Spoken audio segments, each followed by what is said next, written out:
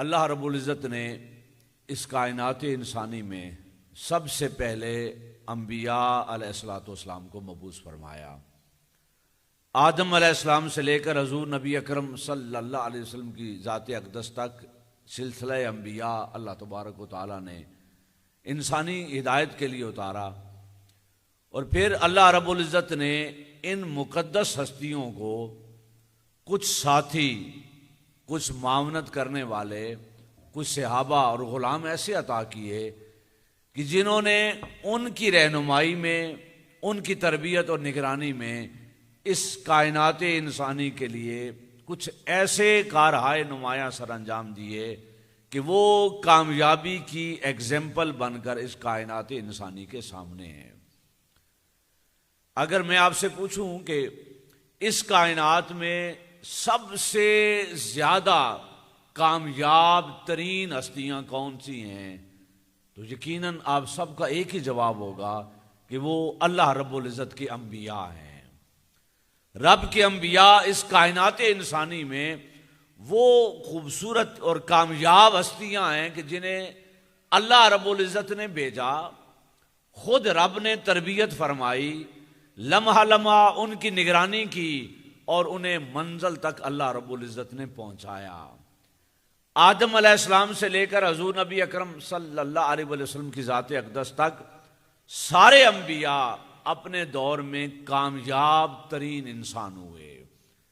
اللہ رب العزت نے ساری کائنات انسانی کو ان کے سامنے ان ہستیوں کو نمونہ بنایا اور نمونہ بنا کے بتایا کہ یہ وہ کامیاب ہستیاں ہیں کہ تم ان کے نقش قدم پہ چلو تو تمہیں بھی کامیابی میسر آئے گی۔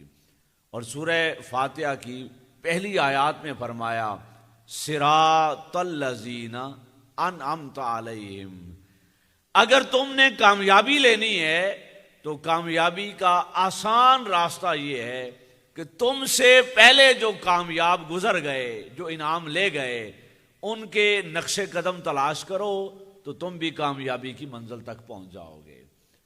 تو نمونہ دکھانا، نمونہ دکھا کر ان کے نقش قدم پر چلوانا، یہ سنت الہیہ ہے، اللہ تبارک و تعالیٰ کا طریقہ کار ہے کہ وہ انسانیت کی ہدایت اور رہنمائی کے لیے اپنے ان کامیاب بندوں کی نشانیاں، علامات اور سیرت خود قرآن میں بیان فرماتا ہے۔ قرآن مجید کیا ہے؟ قرآن مجید قصص الانبیاء ہے، اللہ کے کامیاب بندوں کی کہانیاں ہیں، ان کا تذکرہ ہے، ان کے زندگی کے احوال ہیں، ان کی سیرت اور ان کا تذکرہ ہے، اور ہمارے لیے قیامت تک کے لیے ایک نمونہ ہے۔ یہاں میں ایک چھوٹے سے دو چار جملے عرض کر دوں۔ ہمارے پاکستان میں بعض افراد، مفکرین یا جماعتیں ایسی رہی ہیں کہ جن کا عقیدہ فکر تھوڑی مختلف رہی ہے۔ مثلا کسی نے اگر جد و جہد کی اپنے دور میں اور وہ جد و جہد میں کامیاب نہیں ہوا، اب کامیابی کی منزل تک نہیں پہنچا، یا جو مقصد اس نے اپنی زندگی کا رکھا تھا وہ حاصل نہیں ہوا، تو دلیل کے طور پر یہ بھی کہہ گئے کہ دیکھیں فلاں فلاں نبی نے 900 سال تبلیغ کی اور چند لوگ بھی مسلمان نہیں ہوئے، تو ہم کیا ہیں؟ ہم تو بشر ہیں، ہم نے جو جد و جہد کی آخرت میں نتیجہ مل جائے گا۔ ایسی بات نہیں۔ ہمارا یہ عقیدہ اور ایمان ہے کہ اللہ رب العزت نے جس کو نبی بنایا، جس زمانے میں بھیجا، جو ذمہ داری لگائی، ہر نبی نے اپنا فریضہ مکمل کیا، ہر نبی نے اللہ تبارک و تعالیٰ کی لگائی ہوئی ذمہ داری مکمل کی اور کامیابی سے اس کی بارگاہ میں واپس پلٹے۔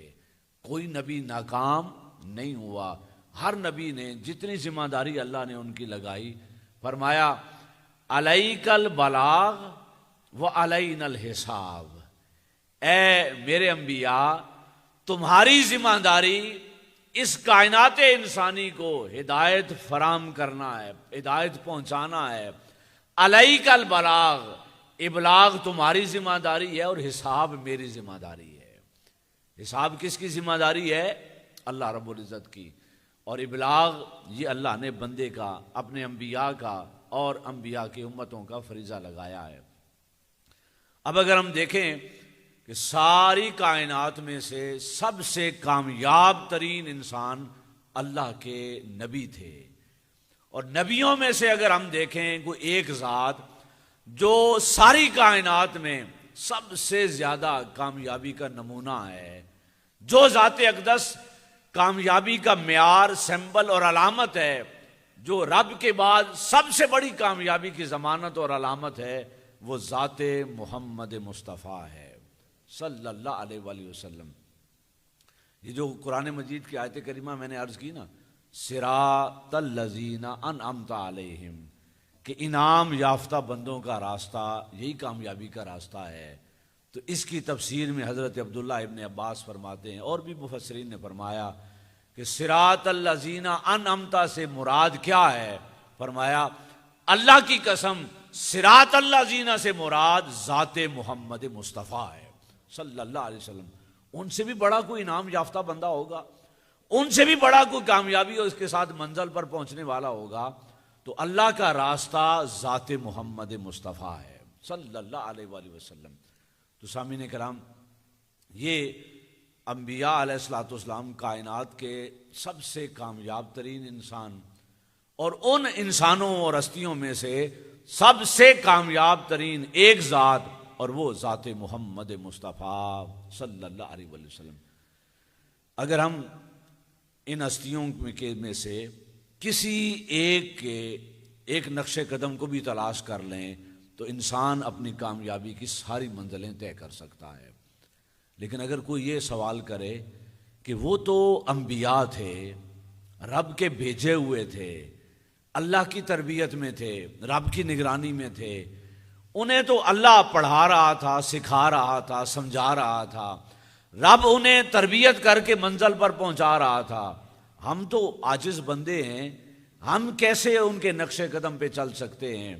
تو اللہ رب العزت نے اس آیت کریمہ میں اپنے حبیب صلی اللہ علیہ وسلم کے کامیاب غلاموں کا تذکرہ بھی کیا ہے، اور بتایا ہے کہ تم جیسے مرتبے اور مقام میں تم سے بڑے، لیکن انسانوں میں تم جیسے تم سے پہلے بھی گزرے ہیں، جنہیں حضور نبی اکرم صلی اللہ علیہ وسلم کا غلام صحابی ہونے کا شرف میسر آیا ہے. وہ کیا خوبصورت ہستیاں اور لوگ تھے، اور کیا ان کا نصیب تھا کہ انہیں زندگی بارگاہ محمد مصطفیٰ میں نصیب ہوئی. تیرے ہوتے جنم لیا ہوتا. یہ جو تمنا اور آرزو ہے کہ کاش اس وقت میں ہم بھی ہوتے کہ ہم بھی چہرے مصطفیٰ صلی اللہ علیہ وسلم کا دیدار کر رہے ہوتے. تو وہ کامیاب ترین انسان انبیاء کے بعد اللہ نے ان کا تذکرہ اس آیت کریمہ میں کیا ہے، اور سینکڑوں نشانیوں، علامات اور تقاضوں کے ساتھ ساتھ یہاں 4 تقاضے بیان کیے ہیں. کتنے تقاضے؟ 4 تقاضے بیان کیے ہیں. تو میری گفتگو کا مرکز و محور یہ 4 بنیادی تقاضے ہیں جو اللہ رب العزت نے اپنے حبیب محمد مصطفیٰ صلی اللہ علیہ وسلم کے غلاموں کو عطا فرمائے، حضور کے صحابہ کو عطا فرمائے، جن تقاضوں کی باعث وہ انبیاء کے بعد زمین پر سب سے کامیاب انسان قرار دیے. اور اتنے کامیاب انسان قرار دیے کہ اللہ رب العزت نے کہا یہ نہیں کہ صرف اسلام میں ان کا مقام ہے، یا صرف یہ کہ اسلام نے ان کو یہ شرف عطا کیا، یہ تو درست ہے کہ اسلام میں ان کا مقام ہے.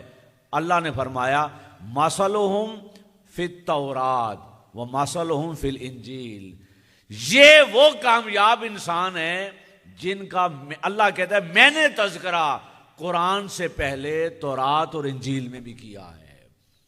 یعنی حضور نبی اکرم صلی اللہ علیہ وسلم کے یہ غلام، یہ صحابہ کامیابی کے اس معیار پر ہیں کہ اللہ نے ان کی ہستیوں کا نمونہ ان کی ولادت سے بھی پہلے سابقہ آسمانی کتابوں میں بھی ذکر فرمایا ہے کہ میرے حبیب صلی اللہ علیہ وسلم کے کچھ غلام ایسے ہوں گے جن کا کردار اگلوں کے لیے تو نمونہ ہوگا ہی ہوگا، پچھلوں کو بھی بتایا اور خصوصیات ان کتابوں میں ذکر کی کہ یہ وہ اوصاف ہیں جو میرے حبیب صلی اللہ علیہ وسلم کے غلاموں میں ہوں گی، اور وہ کامیاب ترین انسان اس کائنات کے ہوں گے. تو سامعین کرام، ہم نے بات یہاں سے شروع کی کہ کائنات میں کامیاب ترین ہستیاں بولیں کون سی ہیں؟ انبیاء علیہ الصلوۃ والسلام کی. اور ایک ذات جو سب سے زیادہ کامیابی کی منزل پر پہنچی وہ ذات محمد مصطفیٰ صلی اللہ علیہ وآلہ وسلم ہے. اور امت میں، انسانیت میں نیچے اللہ سبیل تنزل نیچے دیکھیں تو حضور نبی اکرم صلی اللہ علیہ وسلم کے بعد اگر کائنات انسانی میں بہترین لوگ تھے تو وہ لوگ تھے جن کا تذکرہ اللہ نے یہاں کیا ہے. اب آئیے آیت کریمہ کا ترجمہ دیکھیں اور ان ہستیوں کی ذمہ داریاں، تقاضے اور علامات کو سمجھتے ہیں. فرمایا محمد الرسول اللہ، محمد صلی اللہ علیہ وآلہ وسلم اللہ کے رسول ہیں. والذین معہ، اور وہ لوگ جو ان کے دائیں بائیں ہیں، ان کی قربت میں ہیں، ان کی مجلس میں ہیں، ان کی محبت میں ہیں، ان کی صحبت میں ہیں. فرمایا اشداء علی الکفار، وہ کفار کے مقابلے میں بڑے سخت اور شدید ہیں. پھر فرمایا رحماء بینہم، وہ آپس میں بڑے نرم دل اور خوش اخلاق ہیں. پھر فرمایا تراہم رکعن سجدن یبتغون فضلا من اللہ ورضوانا. اے حبیب صلی اللہ علیہ وسلم، ان کی کامیابی کا ایک تقاضا یہ بھی ہے کہ آپ دیکھتے ہیں ان کے سجدوں کو اور رکوعوں کو، اور آپ دیکھتے ہیں ان کے دلوں میں چھپی ہوئی نیتوں کو بھی. اور وہ نیتیں کیا ہیں؟ یہ نماز پڑھیں یا روزہ رکھیں، حج کریں یا زکوٰۃ ادا کریں، زندگی کا کوئی کام کریں، ان کی زندگی کا مقصد رضا الہی ہے. کیا ہے؟ اللہ کو راضی کرنا ہے. سامعین کرام، اس آیت کریمہ کے اس پہلے حصے میں اللہ رب العزت نے کامیابی کی 4 شرائط، تقاضے یا علامات بیان کی. بولیے کتنی شرائط؟ 4. پہلی شرط، پہلا تقاضا فرمایا والذین معہ. اس سے مراد، اس سے معنی محبت محمد مصطفیٰ ہے صلی اللہ علیہ وآلہ وسلم. حضور کے قریب رہنے، حضور کو نمونہ بنانے، حضور کو دیکھنے، حضور کی سیرت سے اخذ کرنے اور فیض لینا، اس سے مراد ہے. اس سے مراد محبت رسول ہے. پہلا تقاضا بولیے کیا ہے؟ محبت رسول صلی اللہ علیہ وآلہ وسلم. دوسرا تقاضا ہے اشداء علی الکفار. میں اس کا معنی تفصیلاً عرض کروں گا. اس سے مراد غیرت و خدمت دین کا جذبہ ہے. اس سے مراد کیا ہے؟ غیرت و خدمت دین کا جذبہ ہے. رحماء بینہم، اس سے مراد اخلاق حسنہ ہیں. بولیے کیا ہیں؟ اخلاق حسنہ ہیں. اور چوتھا تقاضا ہے تراہم رکعن سجدن یبتغون فضلا من اللہ ورضوانا. اس سے مراد رضا الہی ہے. تو یہ 4 تقاضے ہیں کامیابی کے. میں دہرا رہا ہوں تاکہ سبق یاد ہو جائے. پہلا تقاضا ہے محبت رسول. بولیے کیا تقاضا ہے؟ محبت رسول صلی اللہ علیہ وسلم. دوسرا تقاضا ہے غیرت و خدمت دین. بولیے کیا ہے؟ غیرت و خدمت دین. تیسرا تقاضا ہے اخلاق حسنہ. اور چوتھا تقاضا ہے رضا الہی. بولیے کیا ہے؟ رضا الہی. اب یہ 4 تقاضے، اس کے علاوہ بھی سینکڑوں ہیں قرآن مجید کے دیگر مقامات پر، لیکن یہاں جو اللہ نے ایک ترتیب کے ساتھ یہ 4 بیان فرمائے، یہ چاروں تقاضے حضور کی ہر صحابی میں تھے. حضور کا ہر غلام حضور کا دیدار کرنے کا متمنی تھا. ہر ایک کی تمنا تھی حضور کی قربت میں رہنے کی. ہر ایک کفر کے مقابلے میں اسلام کی غیرت اور خدمت دین کے لیے ہر وقت ڈٹا رہتا تھا. ہر ایک دوسرے سے حسن اخلاق سے پیش آنے والا تھا. ہر ایک اللہ کی رضا کا متمنی اور تلاشی تھا. لیکن اگر ہم یہ تقاضے سارے صحابہ میں دیکھیں تو ہر ایک میں ہیں، اور اگر ہم یہ چند ہستیوں میں دیکھیں تو اس سے مراد مفسرین نے 4 ہستیاں بھی لی ہیں. وہ سیدنا صدیق اکبر رضی اللہ تعالیٰ عنہ، سیدنا عمر فاروق رضی اللہ تعالیٰ عنہ، سیدنا عثمان غنی رضی اللہ تعالیٰ عنہ، اور سیدنا علی شیر خدا رضی اللہ تعالیٰ عنہ. یہ چاروں علامات چاروں میں موجود تھیں. چاروں کا کوئی مقابلہ نہیں ہے۔ یہ بات یاد رکھیے گا، اگر اپنے ایمان کا تحفظ کرنا ہے تو چاروں کی شان و عظمت بیان کریں، مقابلہ نہ کریں۔ اگر اپنا ایمان بچانا ہے اور بچائے رکھنا ہے تو چاروں کی شان و عظمت بیان کریں، مقابلہ نہ کریں۔ مجھے بتائیں، آپ میں سے، ہم میں سے بڑے سے بڑا عالم دین اور مفسر بھی ہے کوئی کہ جو قرآن کی ان 30 پاروں کی آیات کا مقابلہ کر سکے؟ کون سی آیت زیادہ بلند ہے اور کون سی زیادہ بلند نہیں؟ ہم مقابلہ کر سکتے ہیں؟ بھئی ہم تو یہ تو کہہ سکتے ہیں کہ امت کے لیے اگر دیکھیں تو سب سے خوبصورت آیت وہ ہو سکتی ہے وَلَسَوْفَ يُؤْتِيكَ رَبُّكَ فَتَرْضَىٰ۔ اے حبیب، اللہ آپ کو اتنا عطا کرے گا کہ آپ راضی ہو جائیں گے۔ پوچھا حضور سے، آقا آپ کب راضی ہوں گے؟ تو فرمایا جب تک میرا ایک امتی بھی جہنم میں رہا میں رب سے راضی نہیں ہوں گا۔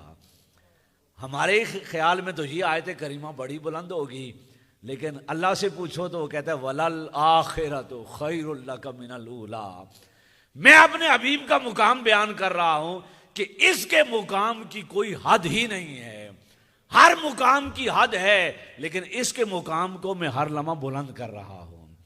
کوئی پوچھے تو ہم کہیں گے اگر اللہ کی برکتوں کا ذکر ہے تو فرمایا اِنَّا أَعْطَيْنَاكَ الْكَوْثَرَ۔ اے حبیب، ہم نے ساری خیر آپ کو عطا فرمائی ہے، تو آپ آیتوں کا مقابلہ کر سکتے ہیں؟ نہیں۔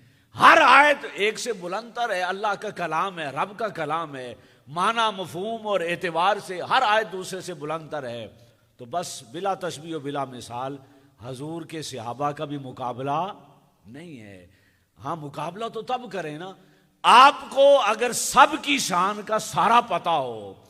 اللہ کی قسم، اگر ہم ساری زندگی لگے رہیں اور حضور کے ان غلاموں کی شان بیان کرتے رہیں تو ہم شان بیان نہیں کر سکتے۔ ان کو تو اللہ رب العزت کے حبیب نے ایسا نوازا ہے، ہر ایک کو ایک سے بڑھ کر نوازا ہے۔ تو میں موضوع پہ رہ رہا ہوں، عرض کیا یہ 4 ہستیاں، ان کو اللہ رب العزت نے یہ چاروں شانیں عطا فرمائی۔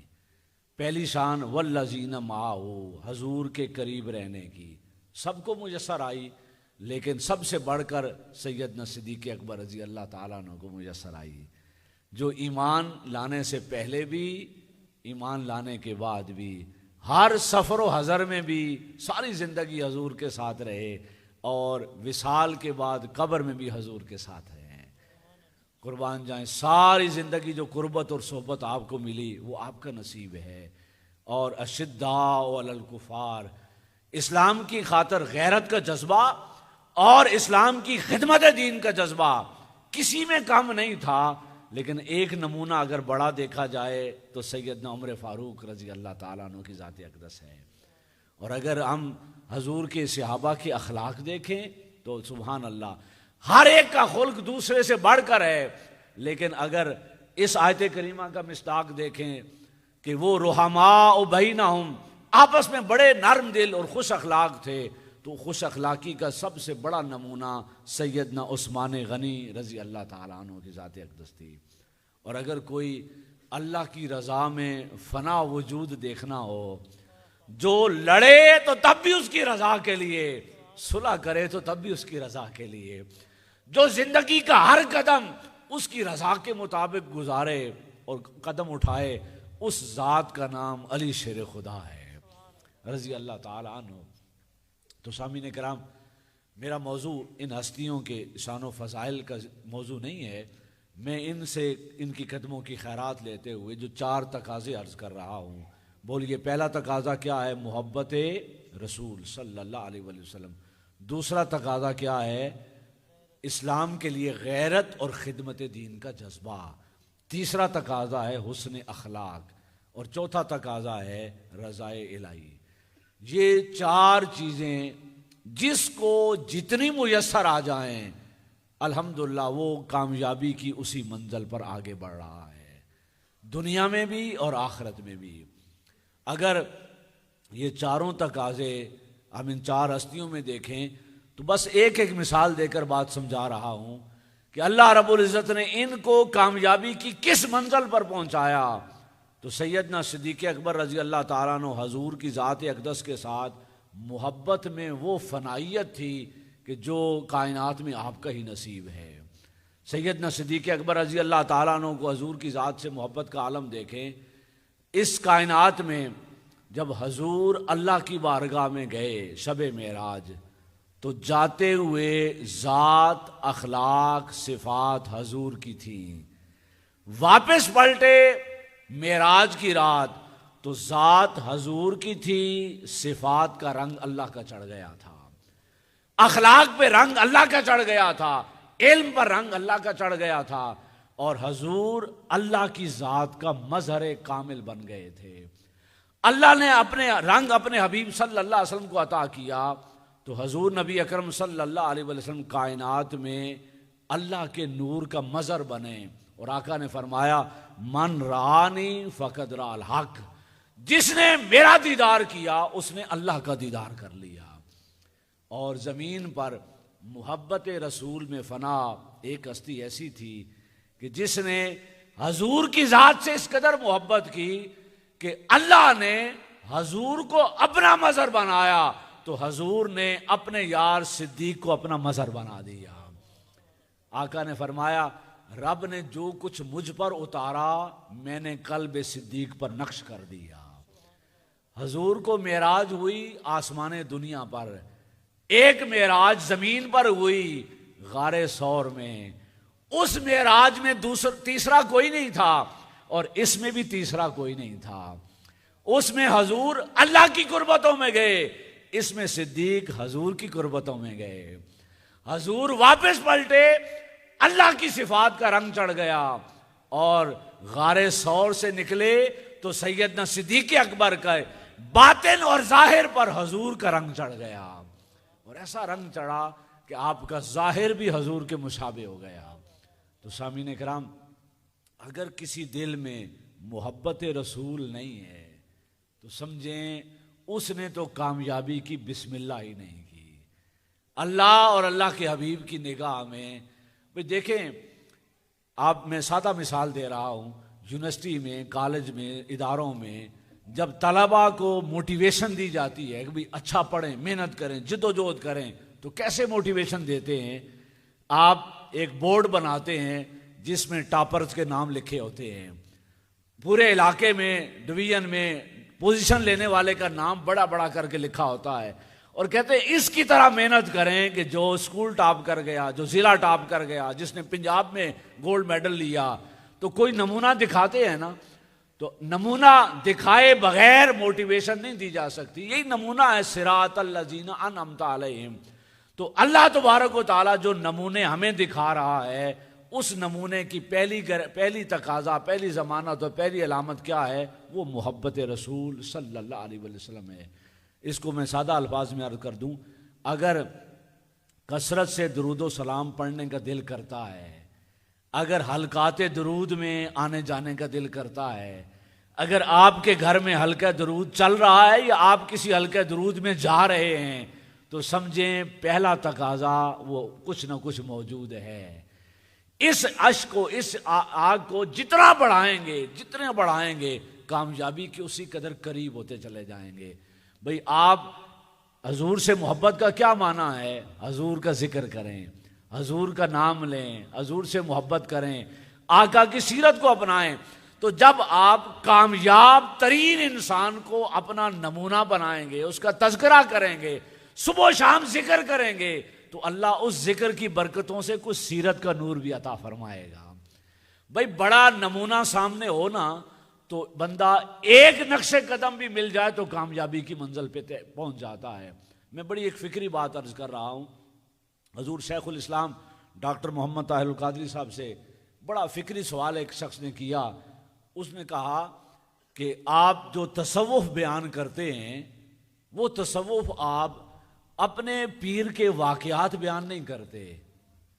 آپ کے بھی شیخ ہیں اور وہ حضور قدوۃ الاولیاء سیدنا طاہر علاء الدین القادری الگیلانی حضور غوث اعظم کی اولاد میں سے اور اپنے وقت کے غوث گزرے ہیں۔ آپ ان کا تذکرہ نہیں کرتے، آپ ان کے واقعات بیان نہیں کرتے اور تصوف کسی اور طریقے سے بیان کرتے ہیں، تو بڑی توجہ والی بات ہے۔ آپ نے فرمایا میں نے زندگی میں جو تصوف بیان کیا ہے 3 صدیوں سے نیچے نہیں آیا.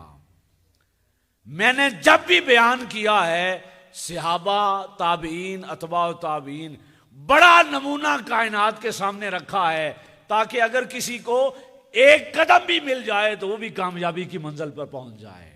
تو نمونے کیسے رکھے جاتے ہیں بولیے؟ بڑے رکھے جاتے ہیں. تو سب سے بڑا نمونہ ذات مصطفیٰ ہے صلی اللہ علیہ وآلہ وسلم. اور محبت رسول کامیابی کا پہلا تقاضا ہے. معنی کیا ہے؟ اس بڑے نمونے سے محبت کریں گے، بڑے نمونے کا تذکرہ کریں گے، اس کا ذکر کریں گے، اس کے تذکرے کے ساتھ صبح و شام کو آباد کریں گے تو اللہ ان کی سیرت و کردار کا نور بھی عطا فرمائے گا. دوسرا تقاضا فرمایا رحماء اشداء علی الکفار. سامعین کرام یہاں ایک بات کی وضاحت ضروری ہے کہ اشداء علی الکفار کا معنی کیا ہے. ہم ایک معنی عام طور پر یہ سمجھتے ہیں کہ ہر نماز کے بعد کفار کے لیے بد دعا کریں. ہم یہی سمجھتے ہیں کہ یہود و نصارہ کا تذکرہ آئے تو انہیں گالیاں دیں، برا بھلا کہیں. یہ معنی اشداء الکفار کا نہیں ہے. کیوں؟ مجھے بتائیں. میرے اور آپ کے آقا صلی اللہ علیہ وسلم نے ساری زندگی کفار کو ایک گالی دی ہے؟ بولیے نہیں. وہ تو کافر بھی جو فتح مکہ کے بعد مسلمان ہوئے وہ کہتے تھے اس رب کا کرم کہ اس کے حبیب نے زندگی میں ہمیں بد دعا نہیں دی، جس کے باعث آج ہمیں توبہ نصیب ہو گئی اور کلمہ نصیب ہو گیا ہے. اور اگر حضور بد دعائیں کر دیتے، برا بلا کہہ دیتے تو کسی کو ایمان نصیب ہوتا نہیں. تو آقا علیہ الصلوۃ والسلام کا تو عمل یہ تھا کہ ساری رات کھڑے ہو کر ان کے لیے بخشش کی دعا کرتے. اللہ کے حضور متفکر رہتے کہ مولا یہ کلمہ کیوں نہیں پڑھ رہے، یہ کیوں نہیں اسلام کے قریب آ رہے. یہ جو پہلی آیت کریمہ اس سے قبل میں نے تلاوت کی، وَالَّذِي أَرْسَلَ رَسُولَهُ بِالْهُدَىٰ وَدِينِ الْحَقِّ لِيُظْهِرَهُ عَلَى الدِّينِ كُلِّهِ. اس آیت کو ذرا ملائیں اس آیت کریمہ کے ساتھ، معنی سمجھ آ جائے گا. أَلَمْ نَشْرَحْ لَكَ صَدْرَكَ، اے حبیب صلی اللہ علیہ وسلم ہم نے آپ کا سینہ کھول دیا. وَوَضَعْنَا عَنْكَ وِزْرَكَ الَّذِي أَنْقَضَ ظَهْرَكَ، ہم نے آپ کی پشت مبارک سے وہ بوجھ اٹھا دیا جو آپ کو جھکائے جا رہا تھا. بوجھ کیا تھا؟ حضور کے پشت مبارک پر یا قلب اقدس پر. مفسرین نے 9 معنی بیان کیے ہیں. ان میں سے ایک معنی یہ ہے کہ حضور کے دل اقدس پر ایک بوجھ تھا. اور وہ بوجھ کیا تھا؟ جب یہ اس آیت کریمہ کو پڑھتے نا، هو الذی ارسل رسولہ بالہدیٰ، حبیب ہم نے آپ کو بھیجا ہے ساری کائنات کو ہدایت دینے کے لیے، اس دین کو غالب کرنے کے لیے. اور حضور سامنے دیکھتے تو 13 سالوں میں صرف 450 بندے مسلمان ہوئے. کتنے؟ صرف 450 بندہ مسلمان مکہ میں نہیں ہوا. حضور اور تبلیغ کون کر رہا ہے؟ اللہ کا حبیب آخری نبی تبلیغ کر رہا ہے. اور اس قدر جد و جہد کے باوجود 400 بندے کلمہ نہیں پڑھ رہے. دل پر بوجھ بڑھتا گیا کہ ذمہ داری تو یہ ہے علی الدین کلہ، ساری کائنات پر اس دین کو پہنچانا ہے. اور سامنے صورتحال یہ ہے 13 سالوں میں 400 نے کلمہ نہیں پڑھا. دل اقدس پر بوجھ جب حد سے بڑھ گیا تو ایک دفعہ اللہ نے جبرائیل کو بھیجا. فرمایا جا اب جبرائیل میرے حبیب سے پوچھ کہ اسے ساری رات کھڑے ہو کے دعائیں کیوں کرتا ہے، وہ کیا بوجھ ہے. تو حضور نے عرض کی باری تعالیٰ تو نے جو ذمہ داری لگائی ہے وہ بہت بڑی ہے اور یہ تیرے دین کی طرف نہیں آ رہے، کلمہ نہیں پڑھ رہے. اللہ نے کہا اے جبرائیل میرے حبیب کے دل کا یہ بوجھ دور کر دے. حدیث پاک کے کلمات ہیں، جبرائیل امین نے اپنا پر پھیلایا تو آقا علیہ الصلوۃ والسلام کو اللہ نے کیا دکھایا؟ قیامت تک آنے والی جو حضور کی امت تھی، جس خطے میں جانی تھی، جہاں دین کا جھنڈا بلند ہونا تھا، جو علاقے فتح ہونے تھے، اللہ کو حضور نے مکہ میں بیٹھے ہوئے ساری کائنات دکھا دی. اور وہ منظر دکھایا کہ اے حبیب آپ کیوں گھبراتے ہیں، پریشان ہوتے ہیں؟ آپ کے یہ تبلیغ اور آپ کی یہ جد و جہد آپ کے غلام دنیا کے کونے کونے تک پہنچائیں گے. حضور نے جب آخری انسان تک کائنات کا مشاہدہ کیا، اسلام کی فتوحات کا مشاہدہ کیا، تو اللہ نے حضور کے دل اقدس سے یہ دکھ دور کر دیا اور فرمایا ہم نے وہ بوجھ اٹھا دیا۔ حبیب آپ کی قدموں کی خیرات، آپ کے غلام اس کو کائنات تک پہنچائیں گے۔ تو سامعین کرام جو عرض کرنا مقصود ہے، وہ حضور ان کے لیے دعائیں کرتے، وہ پتھر مارتے اور حضور ان کے لیے کیا کرتے؟ دعائیں کرتے۔ وہ کانٹے بچھاتے تو کملی والا چادریں بچھاتا۔ تو حضور نبی اکرم اشداء علی الکفار کا یہ معنی نہیں ہے، اس کا بڑا خوبصورت معنی یہ ہے۔ اشداء علی الکفار میں علماء مفسرین کس کی مثال دیتے ہیں؟ سیدنا عمر فاروق رضی اللہ تعالیٰ عنہ کی۔ تو مجھے بتائیں سیدنا عمر فاروق رضی اللہ تعالیٰ عنہ نے کتنے ہزاروں لاکھوں کفار کو قتل کیا ہے؟ سیدنا عمر فاروق کی سب سے بڑی خدمت یہ ہے کہ انبیاء کے بعد زمین پر 22 لاکھ مربع میل پر اسلامی فلاحی ریاست بنا کے دکھا دی ہے۔ اشداء علی الکفار کا معنی یہ ہے اسلام کی اتنی طاقتور پریزنٹیشن رکھیں کہ اسے کائنات دیکھ کر اسلام کو پسند کرنے لگ جائے، اپنے دین پر خوف آنے لگے کہ ہم کس دین میں ہیں، دین تو مصطفیٰ کا ہے۔ اشداء علی الکفار کا معنی یہ ہے، آپ میں سے جو یورپ گیا ہے وہ گواہی دے گا کہ یورپ میں والدین کو تنخواہ ملتی ہے اور بچوں کو کھانے پینے کا خرچہ الگ سے والدین کو دیا جاتا ہے۔ ان کے قانون کی کتاب اٹھا کے دیکھ لیں، وہ بچوں کو جو دودھ کا کھانے کا خرچہ دیتے ہیں یہ لکھا ہوا ہے کہ اس قانون کی بنیاد رکھنے والا گریٹ عمر تھا۔ آج بھی کائنات انسانی اس کامیاب انسان سے بہتر کوئی ریاست قائم نہیں کر سکی۔ دنیا جتنی ترقی کر جائے، وہ جو ریاست قائم کر کے دکھائی سیدنا عمر فاروق رضی اللہ تعالیٰ عنہ نے، کہاں تک؟ 22 لاکھ مربع میل تک، کہ ایک جانور بھی بھوکا پیاسا مرے تو کہیں کہ میں اس کا ذمہ دار ہوں۔ یہ ہے کامیاب ترین حکمران اس کائنات انسانی کا۔ اللہ کے حبیب نے جو نمونہ مدینہ کی ریاست میں دیا، سیدنا عمر فاروق نے اسے کائنات میں پھیلا کے دکھا دیا کہ یہ ایک ملک میں بھی قابل عمل ہے اور ساری کائنات میں بھی قابل عمل ہے۔ تو اشداء علی الکفار کا معنی یہ ہے کہ آپ اسلام کی اتنی بہترین پریزنٹیشن کریں کہ دوسروں کو اپنا دین چھوٹا نظر آئے، حضور کا دین بڑا نظر آئے، حضور نبی اکرم صلی اللہ علیہ وسلم کے غلام کامیاب نظر آئیں اور دین کو لوگ خوشی سے قبول کرنے کو تیار ہو جائیں۔ سامعین کرام، تیسرا تقاضا فرمایا رحماء بینہم، آپس میں بڑے نرم دل، محبت اور اخلاق والے۔ سامعین کرام، یہ الگ طویل مضمون ہے، میں اب اس کو چھوڑ رہا ہوں، صرف ایک حدیث پاک عرض کر رہا ہوں۔ مجھے بتائیں ایک کامیابی یہاں کی ہے، خوش اخلاق انسان دنیا میں ناکام ہو سکتا ہے؟ اونچا بولیے، نہیں، ایسا ممکن ہی نہیں ہے کہ بندہ خوش اخلاق ہو اور پھر وہ ناکام ہو جائے۔ اور آخرت کا معاملہ ہی تو جدا ہے۔ مجھے بتائیں آخرت میں کون کامیاب ہوگا؟ جس کا حساب و کتاب لیا جا رہا ہوگا یا جو مصطفیٰ کے ساتھ بٹھایا جا رہا ہوگا؟ بولیے کون کامیاب ہوگا؟ جو حضور کے دائیں بائیں بٹھائے جائیں گے۔ ادھر بھی ایک کرسی لگی ہوگی مصطفیٰ کی صلی اللہ علیہ وسلم، اور دائیں بائیں حضور کے غلام بیٹھے ہوں گے۔ تو آقا علیہ الصلوۃ والسلام نے ایک ضمانت دے دی، ایک طریقہ بتا دیا، فرمایا تمہیں معلوم ہے کہ قیامت والے دن میرے دائیں بائیں کون بیٹھیں گے؟ سب سے قریب کسے بٹھایا جائے گا؟ آقا نے فرمایا اقربکم منی مجلسا یوم القیامہ، قیامت کے سٹیج میں میرے دائیں بائیں وہ ہوں گے احاسنکم اخلاقا، جو تم میں سے سب سے زیادہ خوش اخلاق ہوں گے، جو گالیاں دینے والے نہیں، برا بھلا کہنے والے نہیں، برائی کا مقابلہ برائی سے کرنے والے نہیں، خوش اخلاقی سے پیش آنے والے ہوں گے۔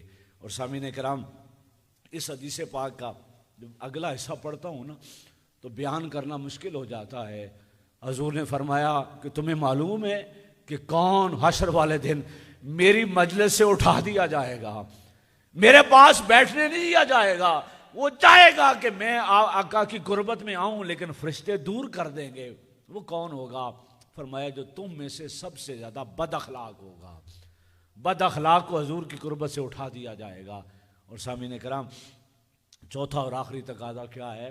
فرمایا تراہم رکعن سجدا یبتغون فضلا من اللہ ورضوانا۔ سامعین کرام، اس کا سادہ سا مفہوم یہ ہے کہ آپ کی مرضی ہے کہ آپ بھروسہ، تکیہ، انحصار یا مدد رب کے بندے سے مانگیں یا رب سے مانگیں۔ اگر آپ اپنے جیسے بندوں پر بھروسہ کریں گے تو مجھے بتائیں، بندے طاقتور ہیں یا رب طاقتور ہے؟ رب طاقتور ہے۔ اگر آپ اپنے اعمال کی بنیاد دنیا پہ رکھیں گے، دنیا کے نفع رکھیں گے، دنیا کی لالچ رکھیں گے، دنیا کی عرص رکھیں گے تو یہی نتیجہ نکلے گا۔ اور اگر پختہ کامیابی چاہیں تو تراہم رکعن سجدا یبتغون فضلا من اللہ ورضوانا، اپنے اعمال اللہ کے حوالے کر دیں، رب جانے اور اس کا کام جانے۔ سامعین کرام، اگر تصوف پورے کا پورا ایک جملے میں سمجھنا چاہیں تو وہ یہ جملہ ہے کہ بندے کی عبادت و بندگی دنیا اور آخرت اگر دنیا کے لالچ سے، آخرت کے لالچ سے اور اجر اور جزا کے لالچ سے آزاد ہو جائے تو وہ تصوف کی دنیا میں کامیاب ترین انسان ہے۔ انسانیت کی معراج یہ ہے، کامیابی کی معراج یہ ہے کہ بندہ ساری دنیا میں سب کچھ کرے لیکن وہ کس کے لیے کرے؟ صرف اللہ کے لیے کرے۔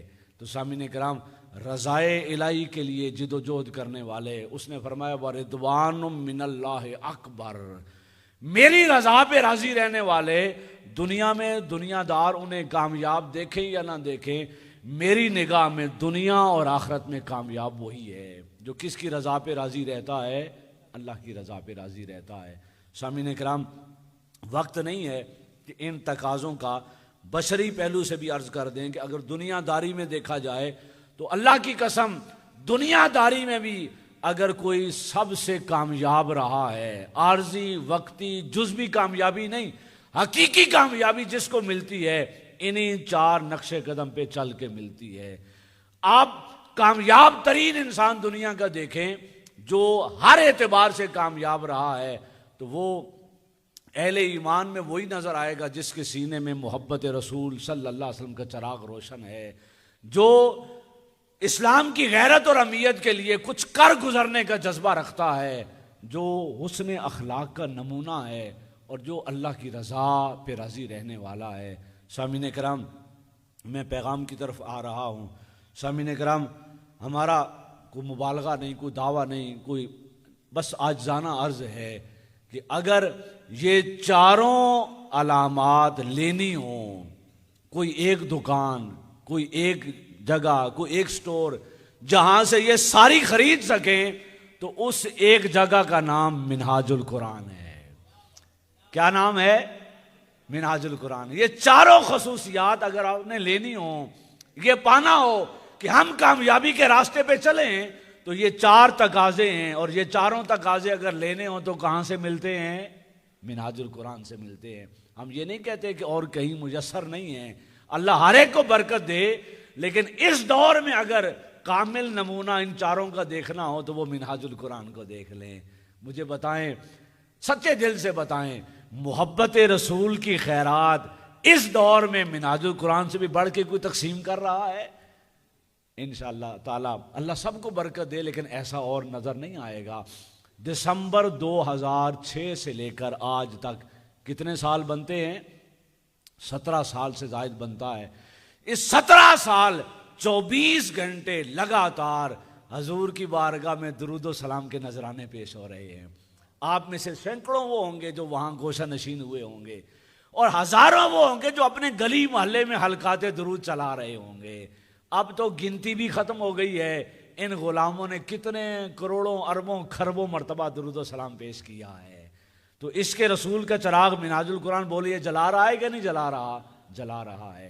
دوسرا دیکھیں، اشداء علی الکفار، مجھے بتائیں اسلام پر اس پچھلی نصف صدی میں جو حملہ ہوا ہے تنہا کس نے دفاع کیا ہے؟ اس ایک ہستی کا نام شیخ الاسلام ڈاکٹر محمد طاہر القادری ہے۔ سامعین کرام، وقت نہیں ہے، اگر آپ کے پاس سہولت ہو تو میری ایک کتاب ہے محافظ اسلام اور انسانیت، منہاج بکس پر لگی ہوئی ہے، میں نے 40 کاموں کی لسٹ دی ہے کہ اس پچھلی نصف صدی میں پوری امت میں اور انسانیت پر یا اسلام کے خلاف جو حملہ ہوا ہے، ہر حملے کا دفاع کس نے کیا ہے؟ شیخ الاسلام ڈاکٹر محمد طاہر القادری نے کیا ہے۔ آپ چاند پر آج جھگڑتے ہیں کہ چاند نظر آیا یا نظر نہیں آیا، مجھے بتائیں۔ آج نہیں، 96 میں یورپ کے مسلمانوں نے آ کے کہا تھا لوگ مذاق اڑاتے ہیں ہمارا، 3 عیدیں ہوتی ہیں 3 مسجدوں میں، ہمیں وہ کہتے ہیں ہم چاند پر پہنچ گئے، انہیں دیکھنا نصیب نہیں ہے۔ تو حضور شیخ الاسلام نے اس وقت 96 میں 20 سال کا ہجری کیلنڈر بنا کے دے دیا تھا کہ میں بتا سکتا ہوں کہ 20 سال بعد رمضان کب شروع ہوگا اور عید کس دن ہوگی، اور اللہ کا کرم ہے کہ ان 20 سالہ کیلنڈر میں کوئی تبدیلی نہیں ہوئی۔ آپ نے کہا کہ کائنات کی ہر شے مقررہ مقدار میں ایک طریقے سے گردش کر رہی ہے، تو چاند بھی تو اسی مقررہ مقدار کے اندر ہے، سمجھا جا سکتا ہے۔ الغرض جو مسئلہ پیدا ہوا جواب دیا گیا۔ رحماء بینہم اخلاق حسنہ، میں بس ایک مثال دے رہا ہوں۔ آپ میں سے جن نے اعتکاف اٹینڈ کیا ہے منہاج القرآن کا، جس نے وہ اعتکاف اٹینڈ کیا ہے، میں بس ایک جملہ عرض کر رہا ہوں۔ آپ نے سنا ہے کہ فلاں ہستی حضور سیدنا شیخ عبد القادر جیلانی یا فلاں ہستی 10 سال 20 سال 30 سال عشاء کے وضو سے فجر کی نماز پڑھتے رہے۔ لوگ کہتے ہیں یہ کیسے ممکن ہے، اور کوئی کام نہیں وہ کرتے تھے۔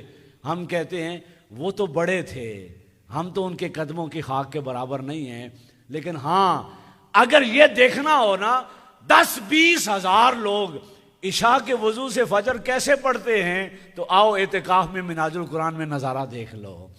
الحمدللہ سال ہا سال سے ہزاروں افراد وہ عشاء کے وضو کے ساتھ فجر کی نماز ادا کرتے ہیں، ساری رات اللہ کی عبادت و بندگی میں رہتے ہیں۔ منہاج القرآن نے اگر اور کچھ دیا ہے یا نہیں دیا، اتنا ضرور دیا ہے کہ دشمن بھی ان کے اخلاق کی تعریف کرتا ہے۔ 8-9 ہزار خطابات سن لیں، ایک جملہ نہیں ڈھونڈ سکتے کہ انہوں نے کسی کو گالی دی ہو۔ آپ 1000 کتابیں پڑھ لیں، ایک جملے میں کسی کو برا بلا نہیں کہا۔ تراہم رکعن سجدا یبتغون فضلا من اللہ ورضوانا۔ بس اس کو میں سمجھا رہا ہوں ایک واقعے سے۔ حضور شیخ الاسلام گفتگو کر رہے تھے اعتکاف میں، اور یہ بزرگ گواہی دیں گے۔ آپ گفتگو کر رہے تھے تو کسی نے چٹ بھیجی، ایک سوال کیا کہ اور سوال اس کا جہنم کے بارے میں تھا، تو آپ نے وہ چٹ پڑھی اور پڑھ کر مسکرائے اور کہا کہ جہنم کے بارے میں سوال کرنے والے، ہم نے اس گلی جانا نہیں ہے تو ہمیں اس کی خبر بھی نہیں ہے۔ آپ نے پیغام اگلے جملے میں دیا، آپ نے فرمایا اللہ کی عزت کی قسم میرے کارکنوں سے کوئی جنت کا بھی نہ پوچھے، میں نے ان کے اندر ان 25 30 40 سالوں میں جنت کی طلب بھی پیدا نہیں کی، میں نے ان کے اندر ایک ہی طلب پیدا کی ہے کہ کچھ ایسا کر لو کہ یار کے مکھڑے پر مسکراہٹ آ جائے، اللہ اور اس کا رسول راضی ہو جائے۔ تو میں نے بڑی طلب رکھی ہے، ان چھوٹی اللہ کی نعمتوں کی طلب کی بجائے رب کی ذات کی طلب رکھی ہے۔ سامعین کرام، آئیے اگر ہم کامیاب زندگی گزارنا چاہتے ہیں تو سارے تقاضے درست جو جس کے ذہن میں آئے، لیکن اگر قرآن مجید سے سمجھنا چاہتے ہیں اور اس دور میں ان نمونوں کو اپنی آنکھوں سے عملی شکل میں دیکھنا چاہتے ہیں، تو وہ شیخ الاسلام ڈاکٹر محمد طاہر القادری اور منہاج القرآن ہے۔